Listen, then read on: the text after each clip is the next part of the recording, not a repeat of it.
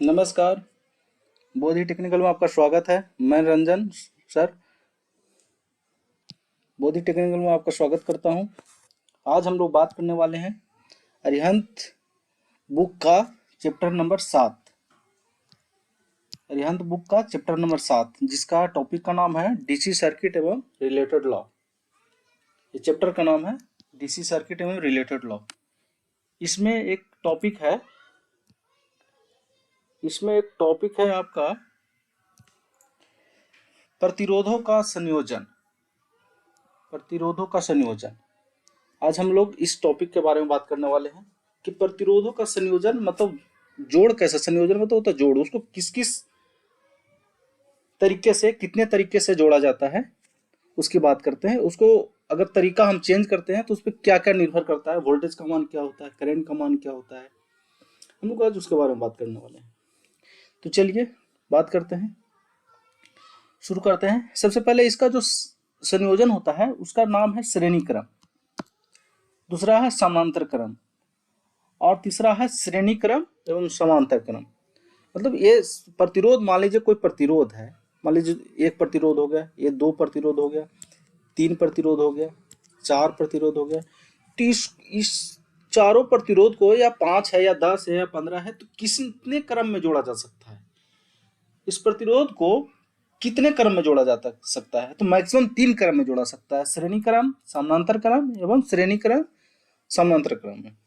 ठीक है, तो श्रेणी क्रम में कैसे किस तरीके से जोड़ा जाएगा प्रतिरोध को श्रेणी क्रम में कहलाएगा, और किस तरह से जोड़ा जाएगा तो प्रतिरोध को तो समानांतर बोला जाएगा, और किस तरह से जोड़ा जाएगा तो मिश्रित बोला जाएगा।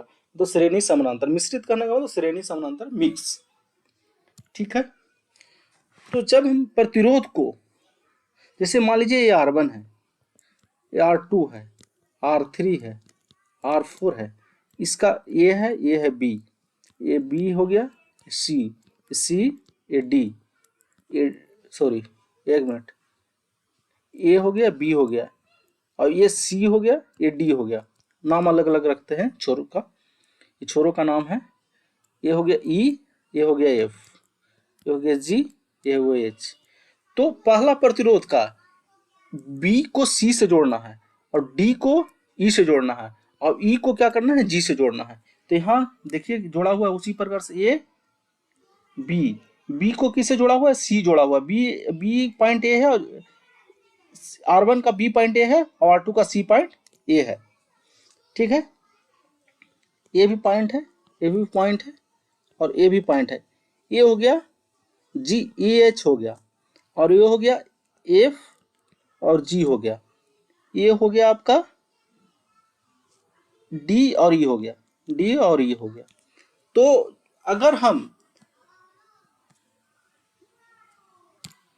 अगर हमारे द्वारा प्रतिरोध के पहले सिरे और दूसरे प्रतिरोध के दूसरे सिरे, पहले प्रतिरोध के दूसरे सिरे एवं दूसरे प्रतिरोध के पहले सिरे एवं तीसरे प्रतिरोध के दूसरे सिरे एवं चौथे प्रतिरोध के पहले सिरे अगर आपस में जुड़ा हो तो वैसे क्रम को हम क्या बोलते हैं, श्रेणी क्रम बोलते हैं। जैसे आप देखिए पहला प्रतिरोध है, इसका दूसरा सिरा है ये, और ये इसका कौन सा है, R2 है, उसका पहला सिरा है। ये R3 का, R2 का दूसरा सिरा है और R3 का क्या है, ये पहला सिरा है। इसे आपको मैं कलर चेंज करके बताता हूं। इसे देखिए, ये प्रतिरोध हो गया, ये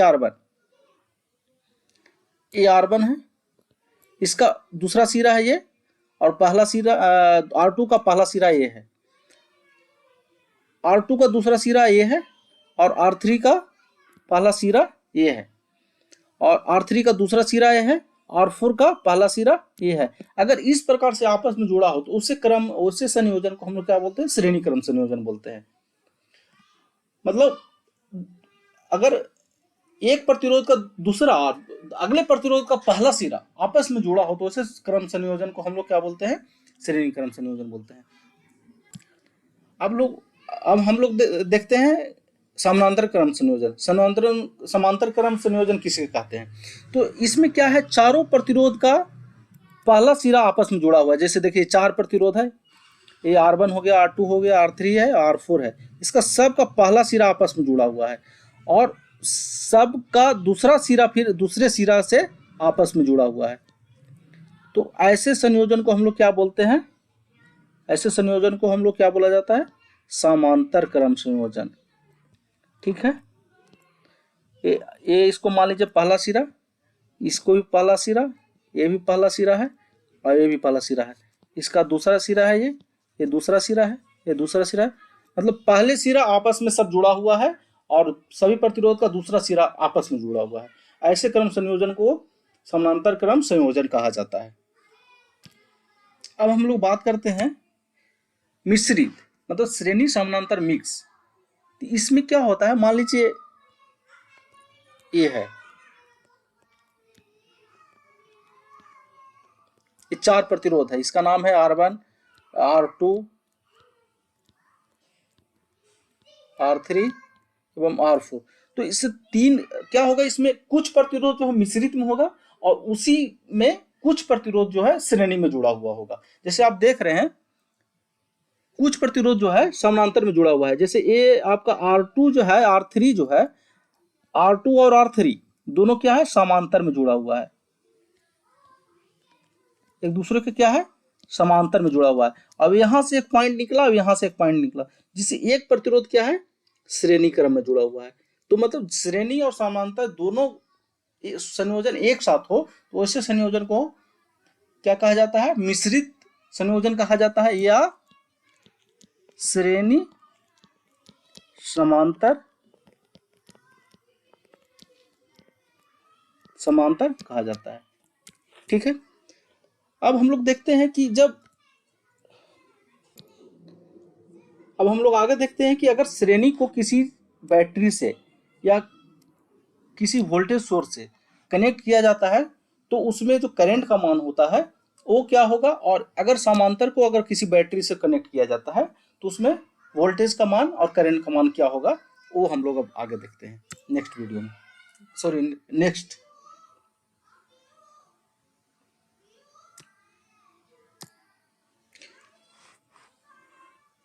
मान लीजिए श्रेणी क्रम है,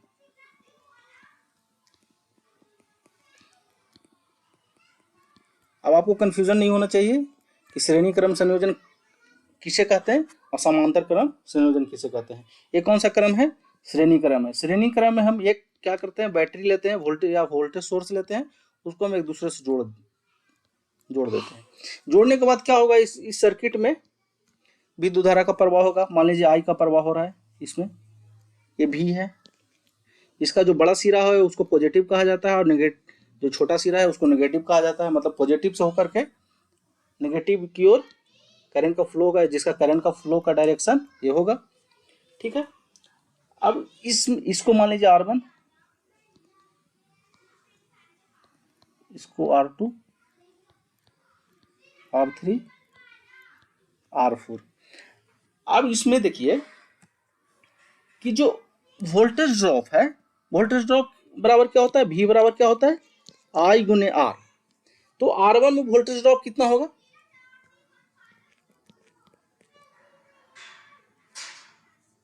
I गुने R1 होगा।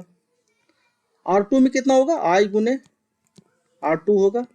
R3 में I गुने R3 होगा और R4 में I गुने R4 होगा। क्योंकि I का मान जो है सभी जगह समान होगा। क्यों, क्योंकि I प्रवाह जो करंट प्रवाह होने का रास्ता जो है एक ही है, ये अलग नहीं है।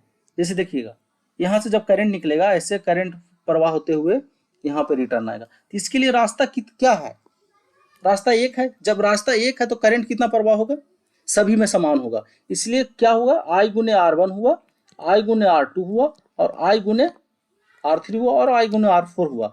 तो ये हो गया वोल्टेज ड्रॉप। ठीक है, ये हो गया वोल्टेज ड्रॉप। तो इससे क्या निष्कर्ष निकल रहा है, निष्कर्ष निकल रहा है कि जब हम श्रेणी क्रम में जोड़ा जाता है किसी भी प्रतिरोध को तो उसमें करंट का मान जो होता है सभी में समान होता है। अगर जितना भी प्रतिरोध अगर श्रेणी क्रम में जोड़ा है, अगर मान लीजिए इसमें 5 एम्पियर का धारा प्रवाहित हो रहा है इसमें, तो सभी में कितना होगा, 5 एम्पियर का धारा ही प्रवाहित होगा। लेकिन वोल्टेज का मान अलग अलग होगा, क्योंकि देखिए आप वोल्टेज का मान क्या है, अलग अलग हो रहा है। वो निर्भर कर रहा है कि I का मान कितना है, आर का मान कितना है, इसमें आर का मान कितना है, आर का मान कितना है, आई तो सब में सेम है, लेकिन वो voltage drop R1 R2 R3 और R4 पर निर्भर कर रहा है। तो इसमें ये निष्कर्ष निकला कि श्रेणी क्रम में आई का मान सभी प्रतिरोध में समान होता है, ये आप नोट कर सकते हैं। और श्रेणी क्रम में भी का मान सभी में अलग होता है। देखिए यहाँ अलग है, जैसा कि आप देख सकते हैं सभी में अलग है, ठीक है। तो भी का मान अलग अलग होता है, आई का मान सभी में समान होता है, भी का मान अलग अलग होता है। अब हम लोग देखते हैं समानांतर क्रम में।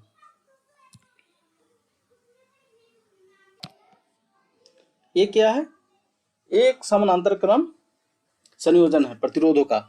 इसका मान लीजिए R1 है, ये R2 है, ये R3 है, ये R4 है। मान लीजिए यहां से आई करंट चला, ठीक है। तो अब देखिए इसका रास्ता कितना रास्ता है, ये आप इस प्रकार से समझिए। इसको थोड़ा सा चेंज कर देते हैं, ज्यादा नहीं, ठीक है। ये हो गया ऐसे,